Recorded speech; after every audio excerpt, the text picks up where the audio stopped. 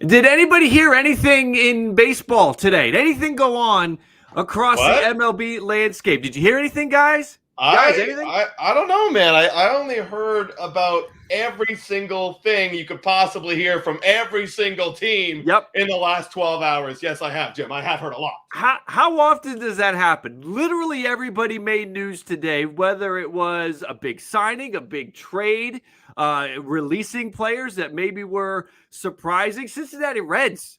Here's a little left turn. Aristides Aquino, DFA'd. I mean, why wouldn't you at least give it another try? That roster's not that good to have the DFA. No, Aquino. They didn't have a spot for him? Like, what? Right? Seriously.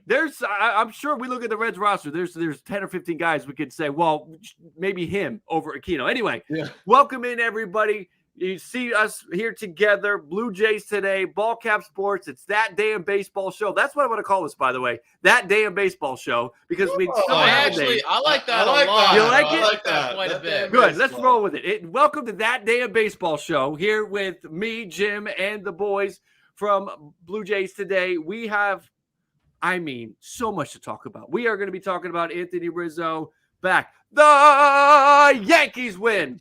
Anthony Rizzo over the Astros. We've got Tyler Anderson choosing a different LA team. We've got Teoscar Hernandez news. We have a ton of it. And before we get into it, let me just check in with the boys. How are you guys doing? Not bad, Jim. Not bad. Pretty good, dude. I think last time we did one of these things, I was saying there was a lot of news then, and it was like Christmas. If that was Christmas, this is New Year's, dude. Like, it's party time in the hot stove MLB, man. Like, things are going crazy. I was at work today, and like, it was just like nonstop, like Twitter updates. I was like, holy crap. Like, how is a man supposed to get anything done? I know. I can't. For real. It's impossible. Our group chat was just filling up with just screenshots. But I love that we can finally take all that information and talk about it right here with you, man. Yeah. It's going to be a lot of fun. Let's do it. And as we get started, I have to remind everybody, we're only a couple minutes in and we're pushing 200 viewers already. Hit that like if you have not yet. You know it's the best way to support the streams. We are dual streaming this thing on my channel and on Blue Jays Today. Hit those likes because you know how this works. The likes boost the algorithm. We will get more people in here. You will single-handedly help both channels grow just by hitting that like. If today was just an exciting day, if you're pumped about, if you don't care about supporting the channel or helping us grow, but it's an exciting day for you, make sure to hit that like. Let's get into this thing. First off, the Yankees, like I said at the beginning, the Yankees win. They bring back Anthony Rizzo after it was brought up yesterday that he was the #1 target at first base for the Houston Astros. We had the tweet from Ken Rosenthal. Rizzo was re-signing with the Yankees on a multi-year deal, sources tell The Athletic, which led us right into Jack Curry with the information. Well, no, there's Jack. 2 years, $34 million with a club option, $17 million for a third year, and a $6 million buyout if the Yankees decide to move in another direction. I mean, great job, right? Great job by Rizzo, Yankees, all the way to home run.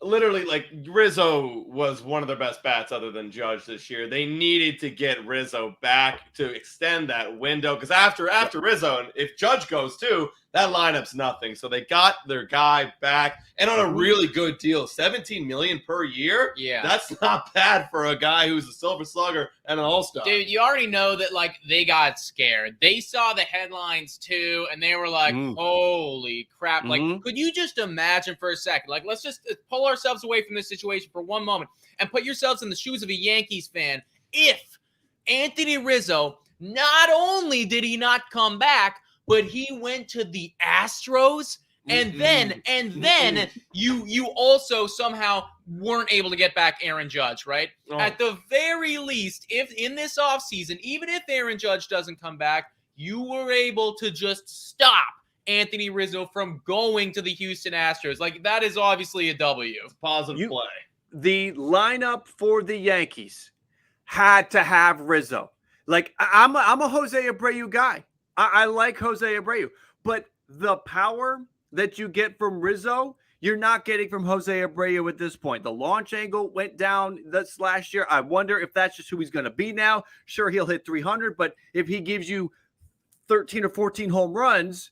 I mean, listen, that would be okay if the lineup was stacked with a bunch of power hitters, but right now you've got Stanton and you got Gleyber Torres. Now you have Rizzo back, and you're going to try to bring Judge back. You're putting the pieces back together. But if they had left Rizzo or lost Rizzo, then you lose one of your home run hitters. And we saw Josh Bell with a power decrease this year. We saw Abreu with a power decrease.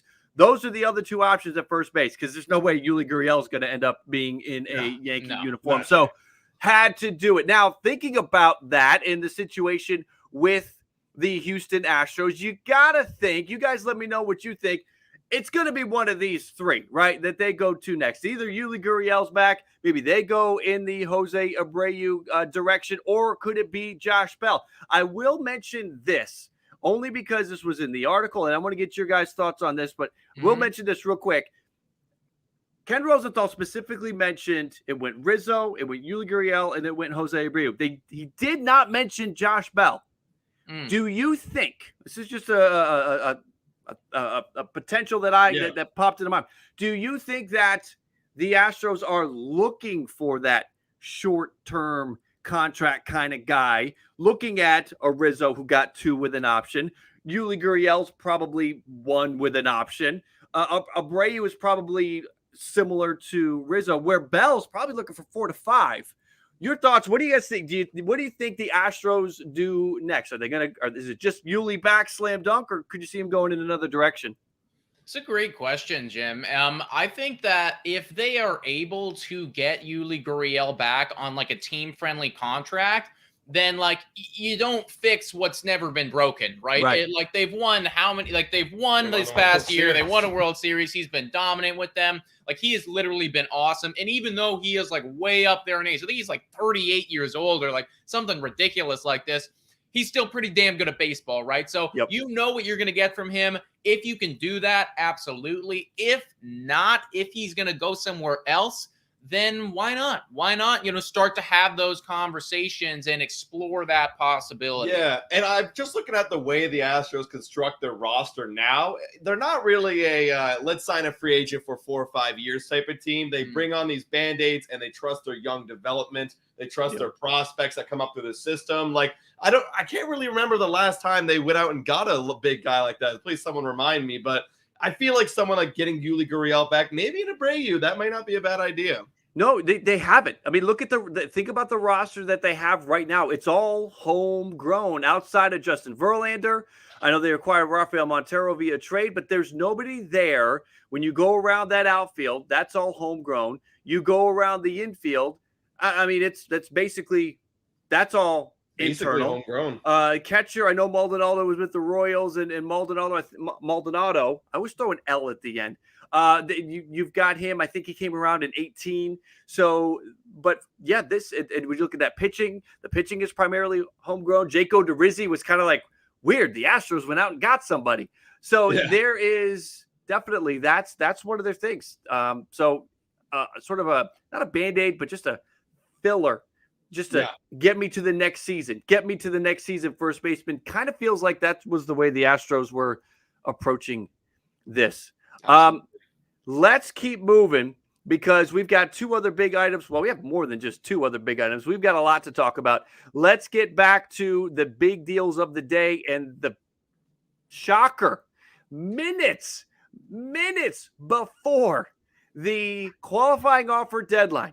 Within the deadline and 30 minutes before the deadline, Tyler Anderson decided he's going to take a trip down the I-5 to the LA Angels. And that's where he is going to go. Here is how it sort of went down. Jeff Passan at 3:59. Remember, the deadline was 4. This is when it was tweeted out. So that doesn't mean that this is when the deal went down. But there was a tweet from Morosi a half hour before the deadline that said Tyler Anderson was still undecided. So somewhere in between that 30-minute window, he decided that he was going to the Angels. The details on the deal came from Mark Feinsand. Anderson's deal with the Angels is 3 years at $39 million. Now, what this does for the Angels rotation is important. Let me throw this out first. If you like left-handed starters, LA is your place. But you now have, if Tyler Anderson can repeat what he did last year, I think a solid number 2. I'd love for the Angels to go 1-1, right? Have Ohtani and another number 1. But if that's just not in the cards, at least go get a solid number 2. Tyler Anderson was a solid number 2 last year. Patrick Sandoval can pitch up to a number 2. You're putting the pieces together for a nice rotation. So, boys, your thoughts on Tyler Anderson, this money? Obviously, he could have made higher paycheck this year with the Dodgers, but he gets the 3 years with the Angels. Your thoughts? Well, I was just going to say, like, I think it's a great deal for the Angels just financially. Like, you're getting a number 2, you know, who's basically getting paid under $15 million average annual value per year. This is a great deal. Look, before this year, I know there's a lot of question marks around, he had like a mid-4 ERA in his career. Wasn't really good. But we've seen time and time again, guys who go over to LA, they figure out the secret formula, and then they go away from LA. And as long as they can stick to whatever they learn and they don't get changed by the new organization, they're going to be just fine. What do you think? I mean, I think that is literally the caveat there, right? It's like, don't listen to the Angels pitching coach. Like, just don't do it. Right? I'm Angels pitching coach. I'm like, just do whatever you're doing, literally, bro. it's like, you handle it, dude. Because clearly you figured something out over there. Like, they told you something and they brought something out of you. You have the potential, right? This deal could look really bad in a year if he reverts back to the way that he was, right? This could be, and, I don't think that it's going to be, but this could be a Yusei Kikuchi situation where you're like, oh, holy crap. Like, come June, it's like, oh my God, we have this guy for 3 years. I don't think that's what it's going to be. I think that he did figure something out. Yeah. But I really like that the Angels are being aggressive. The last time that we were talking to you, Jim, I think all three of us basically agreed that if you want to even get to the point of talking to Ohtani about staying on your baseball team, you need to prove to him this offseason that you are going to improve that baseball team in the pitching, in the management, in the batting, like all of it. And to go out here and to do it like day one, basically, and make a statement, I think that's really good. Absolutely. Two teams today did things that I have been saying that they need to do this offseason. So don't stop there, Yankees and Angels. The Yankees, everything they do this offseason needs to be with the thought process of beating the Astros. Check. You did that today. The Angels, everything they need to do this offseason has to be with the goal of showing Shohei Ohtani that you're going for it, that you can make these moves, that you can improve the team because you want to extend him. Check mark. You did that today. Wait, are they not trying to beat the Astros either?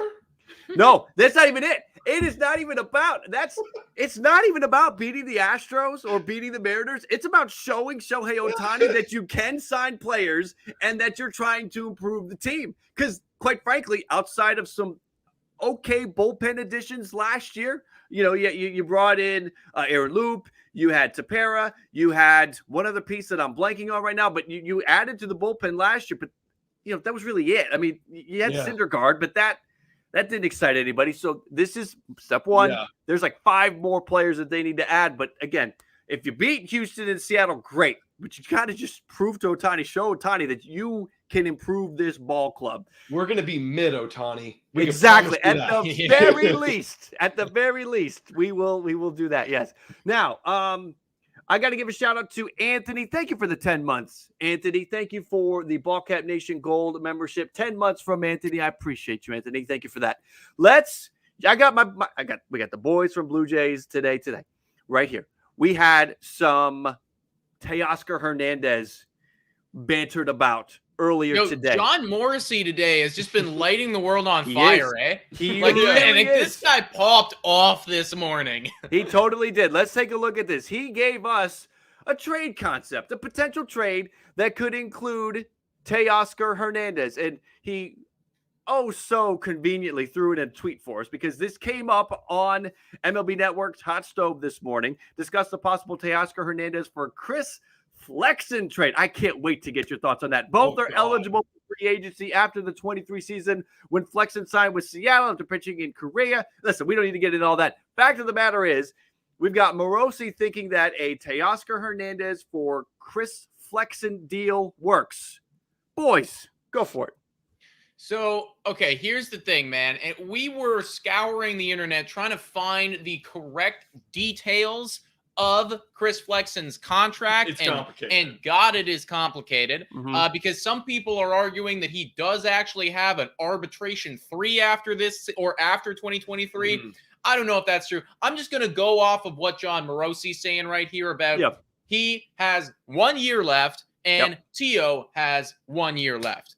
And Teo for Flexen, 1 for 1 year. No, it just doesn't make any sense. Like, Teo had a down year last year for sure. And I think if you look just at the 2022 season, you might go, okay, maybe this is a more equal trade than we thought. You're getting a guy that could pitch 3-4 in your rotation for sure. And Flexen, I love Chris Flexen. I think he's a great guy, a great pitcher. But we all know as Toronto Blue Jay fans that Teo's ceiling with the bat is much, much higher. It's silver slugger caliber. And if we're going to push the chips in, especially in this 2023 year where we have a lot of contracts coming up, including Teo's, I don't know if that's the right trade you've got to be doing. Like, if you're trading Teo, I got to get a little bit more guarantee. Like 1 year, no. 2, 3, 4, now we're going to start talking in that conversation. Yeah, like if he had more years of control, then we can start to get into that. But again, like you put it perfectly, right? Flexen, it feels like he is going to be a 3 or a 4 or a 5 in your rotation. He's got the possibility to flop even, right? Like, I don't think anything's necessarily a guarantee with Chris Flexen. Now, Teo could also do the same that he did last year, but I also think he's got the ceiling of 35 home runs and 300 batting average and literally being like you're locked in like 3 or 4 hitter on anyone's ball club. Like, he could be one of the better outfielders, power outfielders next season. I don't want to give that up for just a 1 year of a like a 3-4. We could go and sign many 3-4s out in this free agency market. We could do that no problem. I mean, we're looking at many right now. So I'd rather spend the money there and keep the asset of Teoscar Hernandez. What do you think, Jim? So I think you're both nuts. Do the trade. I'm kidding. So here's the situation. Chris Flexen is a high 3 ERA guy. I don't like that. He is a low K per 9 guy. I don't like that. That just feels like the recipe for somebody that comes over to the American League East and starts getting lit up. So if you are going to bring a pitcher in, listen, the goal this offseason for the Blue Jays has to be swing and miss pitchers that can generate the high swing and miss rate. And Chris Flexen doesn't do that. Chris Flexen is just not the right fit. And if you're going to do Chris Flexen, then I'm giving up something far less valuable. I don't know. I mean, a Raimel Tapia, Bradley Zimmer. If we had him.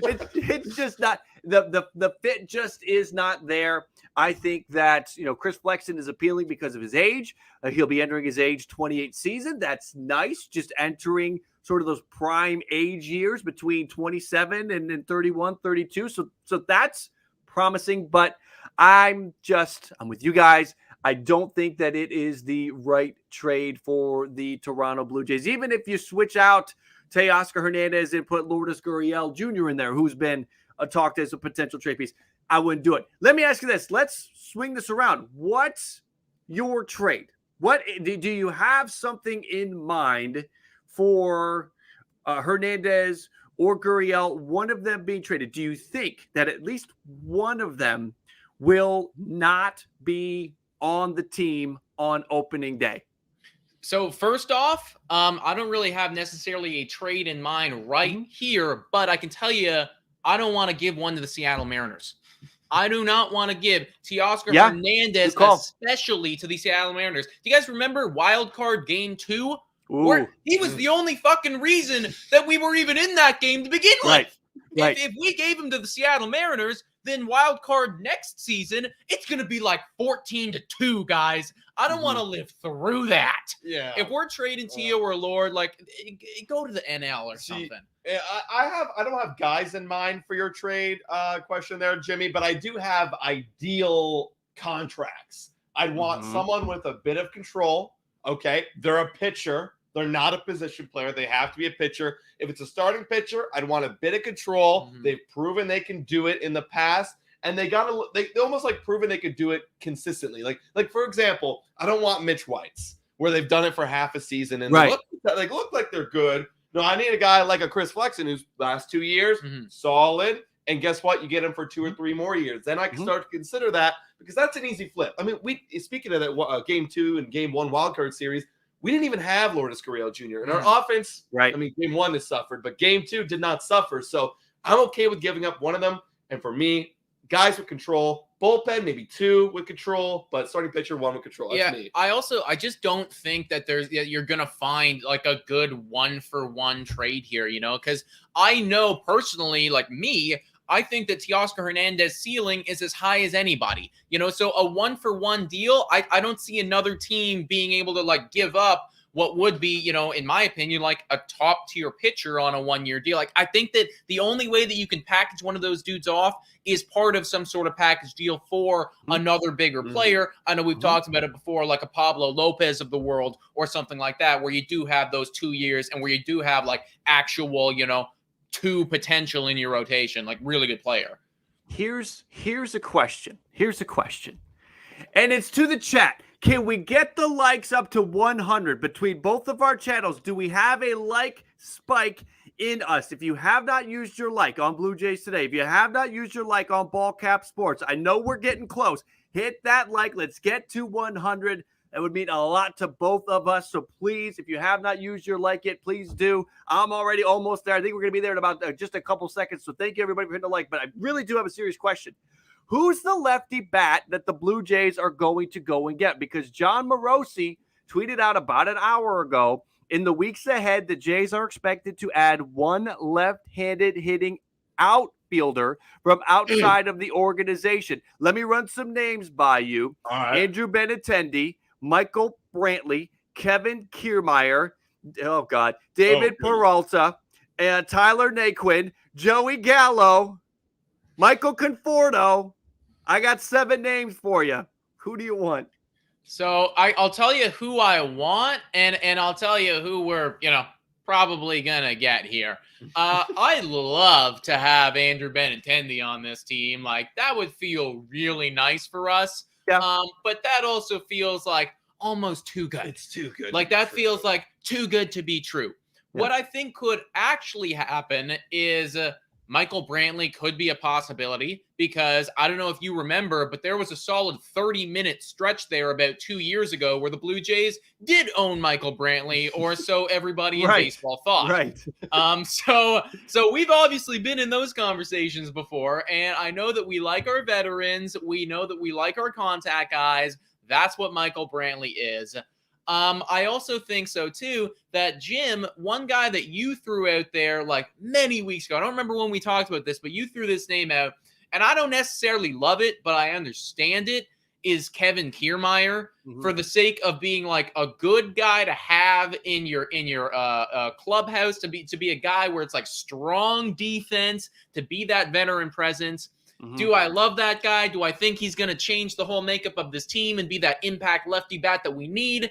Not really, but I could see the Blue Jays going out and doing it. What do you think, Adam? See, I actually don't think that they would go and get Kevin Kiermaier, because there's been some beef in the past with Kevin Kiermaier in terms of our clubhouse not really liking Kevin Kiermaier. If y'all remember, Kevin Kiermaier stole some. Yep. He stole the card.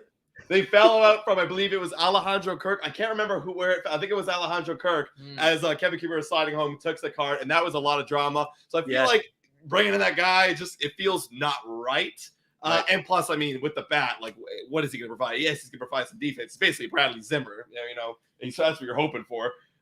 For me, a guy that you didn't mention, and this is more of a fantasy land, kind of like Andrew Benintendi, right? But a Brandon Nimmo. Oh yeah, I know. I was thinking about it. I didn't even bring it up. But like, I mean, again, it's fantasy land. It's probably not going to happen. But if money wasn't a thing, and I could just buy whatever lefty bat I wanted, it would be Brandon Nimmo. Your thoughts, Jimmy?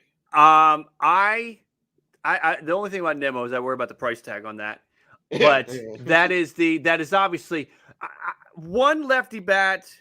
Listen, we had one lefty bat, right? We always had Raimel Tapia in the lineup, or Bradley Zimmer in the lineup, or Zach Collins. We've Kevin Biggio.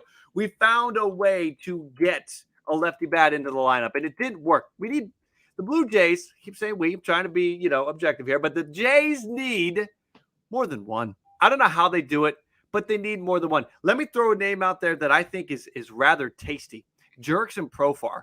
Jurickson Profar is a switch hitter who that 243 batting average is not that appealing, but maybe with the shift going away could be interesting. But what about the 331 on-base percentage? Nearly 100 points higher his on-base is from his batting.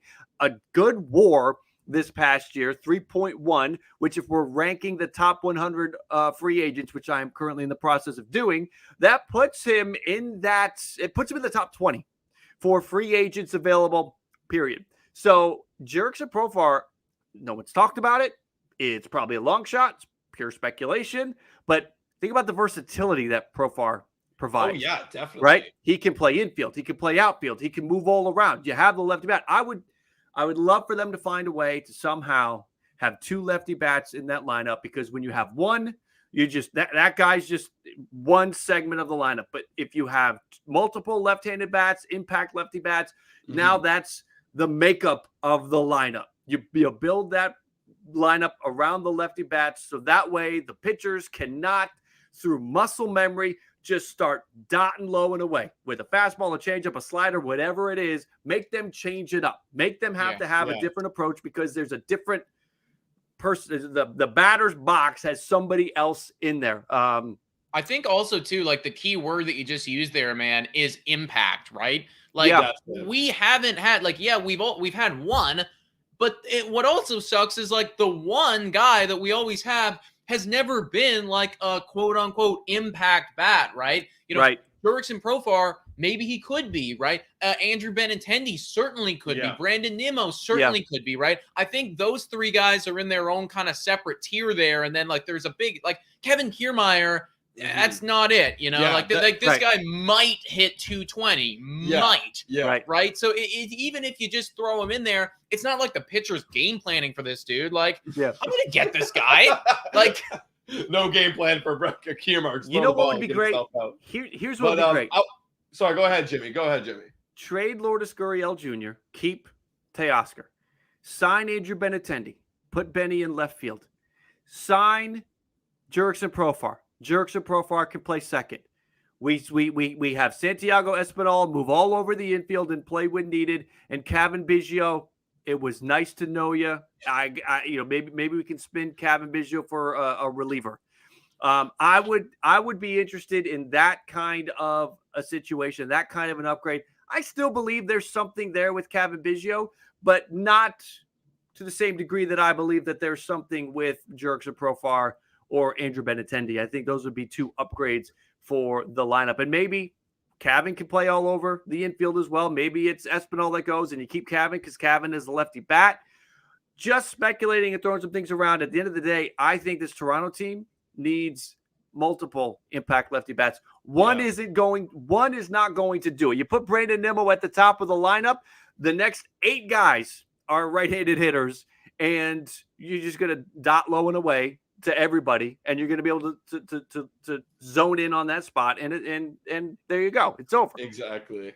My final note on this, Jim, is you said it right there. I think regardless, if we see in a week the Blue Jays sign a lefty bat, one of Teo or Lourdes is going to be traded this offseason, guaranteed. Yep. That Jon Morosi, without saying that, said that. The Blue Jays have no room to bring in a lefty bat. There are things happening behind the scenes. There are definitely a lot of things 100%. Happening behind the scenes, and I can't wait to dig into it. Speaking of happening, I want to get into this Carlos Correa thing because it's very interesting. We're going to jump around a little bit. We are going to get to a qualifying alpha recap in just a couple of minutes. We're going to take a look at those players that were DFA'd because there are some surprising ones. The Rays had a very busy day. We will rapid fire through a couple of those, but I want to get to this Carlos Correa thing because I've been saying I like this move. The potential, let me get the banner out of the way. I've been saying I like the move of Correa to the Cubs, and I'm not the only one now, as very conveniently, we have Jon Morosi today showing up. He did it on MLB Network, but he also did it in Chicago. Let me play something for you guys. Who you think better suited for this team to bring their talents to the north side? Carlos Correa. Cliff, I love Carlos Correa with the Chicago Cubs for a couple of reasons. Number one, I think Carlos Correa loves them. I think for him, signing with an iconic franchise that plays in one of the great sports institutions of our country, like Wrigley Field, that's a statement. What do you guys think about Correa to the Cubs? I feel like there is something there. I feel like it is the way to go. I know that they have also been, where this is coming from is that they have been linked. They've been said to be active for all 4 shortstops, but specifically 2 that are really standing out are Carlos Correa and Trey Turner. Those of you that are with us live, comment in the chat, where do you think Correa is going to wind up? Will it be Chicago or somewhere else? Comment where you think he's going. What do you guys think about Correa? I love it. I'm on record. I've been saying this since last year. I love it. I still love it. I think it is the statement to make. Nobody in that Cubs infield is really locked down a position. It would be an upgrade over everybody that they already have. So you make it work. You move pieces around. And it could be their announcement to the rest of the, certainly NL Central, but the rest of the baseball world that little mini rebuild that we were going through, it's over. What do you guys think? I like it a lot, man. I think that a deal like that is very similar, eerily similar to, the Texas Rangers last year with what they pulled with, Corey Seager and Semien. I think you got a lot of similarities to the Chris Bryant deal that the Rockies did. I think it's an organization who, let's face it, they're not going to be competitive next year, regardless of whether or not they sign Correa or not. But are you going to be competitive in 5 years? Are you going to be able to get out of whatever this is in 2 or 3 years and have this cornerstone guy to build around? Correa is only 28 right now. He's only 28 years old. So because of that, you're going to have him through the best years of his career, potentially, as long as he doesn't get injured, right? You're going to have him for the best years of his career. And if you can be good enough in the next 5 years, if you can build a team around that, then absolutely shell out the money. Yeah. I mean, like the Cubs have already been kind of adding sneakily little pieces here and there. Throughout the last couple of years, ever since they traded away, Anthony Rizzo and Chris Bryant and Javier Baez, they've been slowly adding, building their prospect pool, and they're doing exactly what they need to do in a rebuild. Jays, you bring in a one guy here, you bring in a Hyun-Jin Ryu, right? We weren't that competitive in 2020, with shortened season, all we ended up being competitive. Then you bring in George Springer. And then you bring in, the Kevin Gausman. So you add in piece by piece. I love it because his window is so long and so open that this makes a lot of sense for them. And they got the cap. The space for it. They got a lot of money to spend. They can absolutely unload the Brinks truck if they wanted to. And it feels like with the shortstop talent that is on the market right now and how youthful it all is, if they don't get Correa, they are absolutely getting one of them for sure. Yeah. Have to say thank you to Raul for the $2 super chat. If this trade happens, talking about the Teoscar Hernandez and Seattle trade for Chris Flexen, Raul with if this trade happens, never watching Jays games again. I feel you, man. If that trade happens, it's going to be a disappointing time. And then I also had a super chat from Jimmy Productions. What are your thoughts on Luis Garcia, Lane Thomas, and Victor Robles? Also, do you think the Nationals should sign an outfielder or a second baseman? I'll just handle that real quick. Luis Garcia, Lane Thomas, Victor Robles. Victor Robles, I think, unfortunately, just never turned into the player that a lot of us thought he would. Certainly the Nats thought he would. Garcia still has a chance to turn into something. Lane Thomas is a nice piece. I'll kind of put it at that. And I think as far as the Nationals, what they should sign, this is a team that's going to be looking for high upside guys, low dollar amounts that maybe they could flip at the trade deadline next year. Unfortunately, that didn't work out with Nelson Cruz because he just wasn't good enough this year. But I think you're going to be looking for a pitcher that can eat some innings. I've got Drew Smyly sort of targeted as a potential fit there, or whether it's Drew Smyly or somebody like Drew Smyly. And I think you probably see Nelson Cruz again. For one more go potentially, but it won't be anything that exciting as far as the Nats go. Jimmy Productions, thank you for the donation. I do appreciate that. And I think we also had a super chat come in from Nate Wandy. Nate, thank you for the donation, my friend. We both appreciate it. Any thoughts on any of those? Jim? I got one right here. Shout out to Nate. I got that notification on this end, but Cubs are obviously in on a shortstop. I was trying to go through the list of teams that are also going to be vying for the interest of said shortstops. Yeah. Let me know if I missed anybody here. Chat as well. You guys comment down below. What do you think about this? I got Atlanta Braves looking for a shortstop. I got LA Dodgers looking for one. Obviously the Cubs. Phillies in that conversation. I got the Red Sox, although I don't know if they're ever going to come to terms with spending the money for one, but they are going to be in that mix of teams needing somebody. I got the Yankees. I still haven't forgotten. They were in the shortstop conversation last year, and apparently they are moving up the betting favorites as far as acquiring one of these dudes. I got the San Francisco Giants. If they miss out on those Judge sweepstakes, maybe you go out, you spend that money on a shortstop instead. And then I also have, as a long shot here, St. Louis Cardinals. Am I missing any squad here, Jim? Or are those the guys that you're thinking? No, I don't think you're missing anybody. What's interesting is that these are the kind of shortstops where, unless you already have somebody of a similar talent level, right? Like Texas does with Corey Seager, like the Blue Jays do with Bo Bichette. And even in those instances, it's not crazy to think that they won't bring one of these guys in. These are generational players, all four of them. So there are the teams that have the actual needs, have a hole at the position, and those are obviously going to be the favorites that we think of first. But then there are also the teams that are like, he wants to be here. We got a shot. Let's go and get him, kind of a situation. So I think, I could see, the White Sox aren't going to do it because they're not going to spend any money, but they could move Tim Anderson to second. The Red Sox could leave Trevor Story at second, or they could move him over to short. There's all sorts of things that could go down. But, from a all out, we need a shortstop. I actually don't think it's that long of a list. Even the Cardinals, like Tommy Edman played shortstop, and he did a really good job for the Cardinals. And they've got Nolan Gorman there.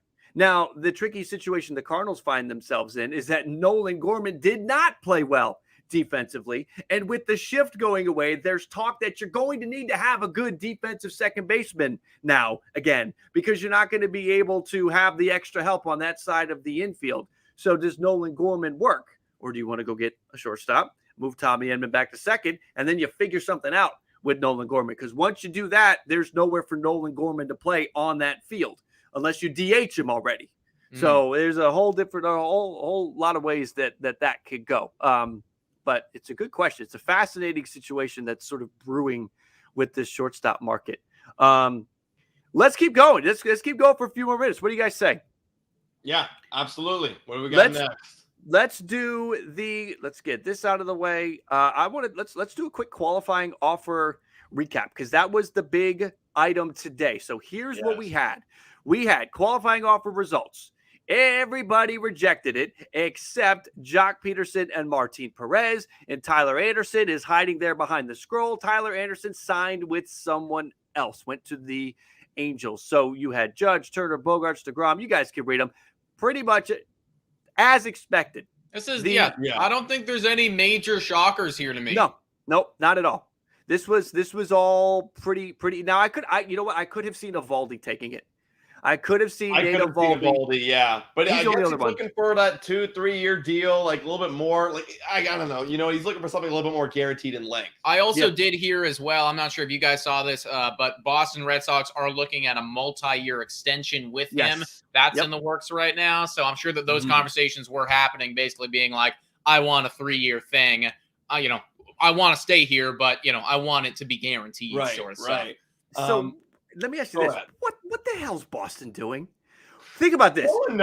They have screwed up the Rafi Devers thing. They have screwed up the Xander Bogaerts thing. And I would argue that they have screwed up this Nate Eovaldi thing. Now, I'm not in the room. I don't know what's going on. And maybe there's reports out there that say everything is rosy, fine, and clean. But the fact of the matter is you had a 5-day window where you were the only ones that could negotiate with Nate Eovaldi, and you couldn't get the deal done. He declines the qualifying offer. Now he's a free agent for anybody to go and sign, right? Like, what are you doing? Is it time to fire the GM? What are you doing? Like, he's too new. They've screwed it all up. They have. Yeah.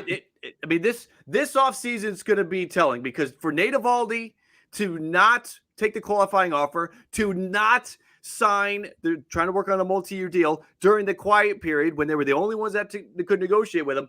For them to not get it done there. And if he leaves, and if Bogarts leaves, and if Devers goes into his final year of arbitration and leaves, Bloom's got to go. Boston could be bad, boys. Yeah. Dude, you got Boston could be real I'm bad. for real, guys. You straight up fire the GM. I don't know the GM. I'm just speaking on my ass right now. Right. You Shine fire the Bloom. GM. You bring in a new GM that's like, your job is to now rebuild. Because it feels like they're hesitant to do it right now. It's just, especially if they start doing bad next year. They fall well under 500. They're last in the division. Baltimore's in it now. You got Toronto Blue Jays, Rays always in it, Yankees always in it. Yeah. There's no reason to compete right now. I actually can't imagine why they haven't possibly extended Devers at this point yet. I don't know. There's no fathomable reason for me. And you know what's crazy, guys, is that if Boston sucks this year, which I don't think that they're going to suck, but I think that they're going to be bad, not in playoff contention necessarily. Rafael Devers' name is going to be entering the trade conversation now. Like that is something that we might need to start talking about, because if they're going to be $100 million off, that is a big margin of error there, guys. You might not come close to that, so he could be in that conversation. And that is, for everybody in the chat that has not seen, that's the latest. He wants 300. The Red Sox have offered 200. What are you doing? He's a $300 million player. 300. Yes. Give him the years, get him to $300 million, lock him in, and keep winning. You cannot take your foot off the gas if you're in Boston. Can't do it. So that would be a huge misstep for the Red Sox. Absolutely. Here, quick note here on the qualifying offers, Jim. Jock Pederson back with the Giants, and then you got Martin Perez with the Rangers. I really like the Rangers getting Martin Perez. That seems to fit their MO. We spend, we get our guy, we get him to compete now. Perez coming off a great year. What do you think about the Rangers potentially building a good rotation this offseason? Well, Martin Perez was sort of step one, right? And then step two is Carlos Rodon or Jameson Taillon. Obviously, Rodon would be the big one, but you want to try to get one of those other big ones. So that's got to be the way to go. And if you can get them, great. Maybe you figure we're good to go with Perez and Rodon and John Gray and Dane Dunning and these other pitchers that we're bringing along, Glenn Otto, and on and on and on.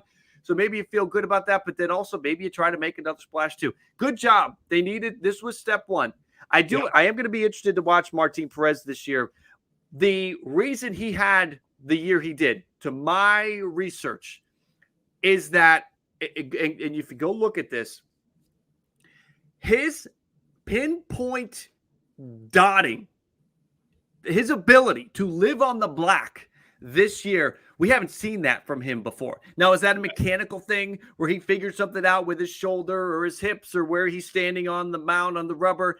Or was he just this year feeling it and everything worked out? Because he has never been this good before.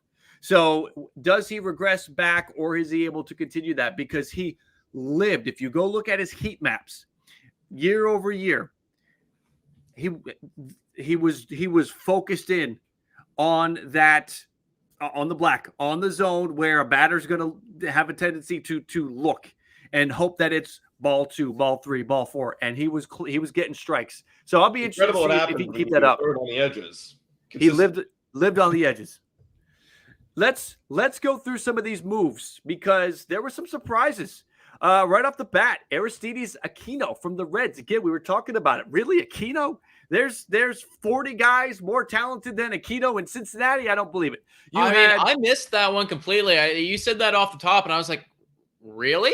Yeah. I was like, it doesn't make what? Like that. You're right. Like that just does not make sense to me, dude. No. It doesn't make any sense. You've also got Ryan Yarbrough. Now, Ryan Yarbrough, does anybody else kind of get the feeling that he's going to end up back in the American League East somehow? Because all of the other teams are looking for pitching in the AL East. And he's an easy scoop. And honestly, Blue Jays, throw your hat in the ring. That's another surprising one to me as well. Like, I'm about to herald Ryan Yarbrough as being some incredible talent or anything, but like, serviceable. Oh, serviceable, I think. They trusted him in the postseason. It was, I can't remember if it was last year or if it was 2020, but there was a year. This guy has 8 postseason games under his belt already, 17 innings in the postseason, and a total ERA of 3.06. So wow. he can pitch in the postseason. So Ryan Yarbrough, like, there's going to be some heavy interest in Ryan Yarbrough. 100%. You also saw Raimel Tapia DFA'd. Huge. Give me your honest feelings. Tapia, are you happy to see him go? Are you a little sad to see him go? Well, here's the thing. We did need to clear space off the roster. There was a bit of question marks of whether we were going to tender him or not. He was going to be about $5 million. Blue Jays were on a bit of a budget right now this offseason. So if you could shave off money, I guess it would have to be Raimel Tapia. Batting average looked good. No power. I mean, we literally called him Slappia on our channel. It's all he did was slap base hits. But, you know, he is a left-handed bat, which is, you honestly are better left-handed bat on this team.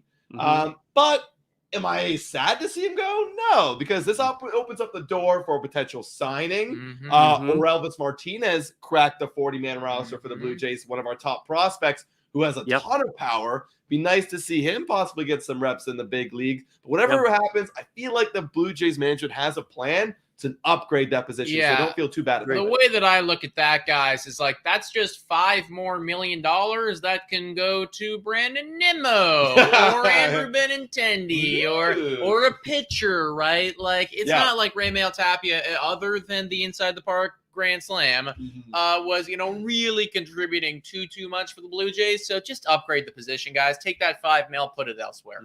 Yeah. So some of the other names, again, not necessarily good names, but noticeable names. I think some of the names that stand out the most, I don't know why I have Jarlin Garcia down there twice. He didn't get DFA'd twice. That would just be insulting. You got Toussaint from the Braves, one time a top prospect for Atlanta, had been pitching out of the bullpen. Zimmer, Funkhauser, Caleb Smith, Jarlin Garcia, twice. Sorry, Jarlin. So it was a day of bloodshed, if you will, trying to get all of these rosters to the 40-man. And in my opinion, feel like it sort of bogs down, slows down the ability to do deals early on here in free agency. Now that all this stuff is out of the way, they've got the deadline. They're going to do the Rule 5 draft is December 7th. But now that you've got this all squared away, I think it's easier to sign players, make trades happen, do all that, you know, move the make the roster additions that you need to make because you've got your roster set and you know what you're working with. I think it's easier now to get some of these deals done. We saw them already today, so I guarantee there's more coming. We did. So now for those of you that are with us live, hang tight. We are going to continue. But for those of you that are watching the replay, unfortunately, this is where we are going to part with you. So make sure when you see us live again, make sure you turn the alerts on, right? So you know that we're live, and make sure that you're here because we are going to continue talking. We're really going to focus on the chat for the next, I don't know, however long we go. So we're going to get off the sort of pre-programmed items that we've been focusing on. For those of you that are watching the replay, we do appreciate you coming in. Make sure to hit the like if you haven't yet. Subscribe to both channels, whichever channel you're watching this on. Make sure to subscribe. Boys, anything to say to our replay watchers? Thanks so much for watching, folks. Be here next week because we'll probably be back again. I don't know if it'll be live or pre-recorded, but I kind of like the live setup that we're doing here. So, be here next week, guys. All right, everybody watching the replay, thanks for coming in. Thanks for hanging out.